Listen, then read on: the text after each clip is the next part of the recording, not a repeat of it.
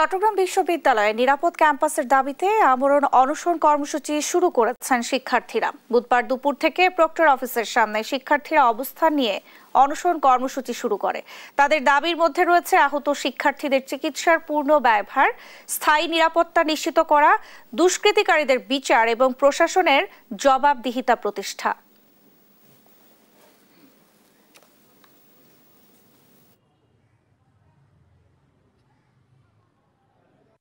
আমরা যে তার প্রেক্ষিতে যে দাবিগুলো জানিয়ে আসলাম, তার প্রেক্ষিতে প্রশাসনের ভূমিকার ভিত্তিতেই আজ আমাদের বাধ্য হয়ে এই সিদ্ধান্ত আসতে হলো। আমাদের অকপটে দাবি না মেনে নিলে আমরা যে এখান থেকে মৃত্যু ছাড়া ফিরে যাব না। তারা যেই ধরনের উদ্যোগগুলো নেয় তার সাথে কোনো কিছুতেই শিক্ষার্থীদের কোনো সংশ্লিষ্টতা নেই। তাই আমরা যাতে এটার একটা যৌক্তিক সমাধান হোক এবং আমাদের সাধ্য হয় দাবি হচ্ছে একটা রূপরেখা বাস্তবায়ন হোক, এবং এইখানে যাতে শিক্ষক, শিক্ষার্থী, কর্মচারী সবাই মিলে আমরা একটা যৌথ প্রচেষ্টা করে দিতে পারি।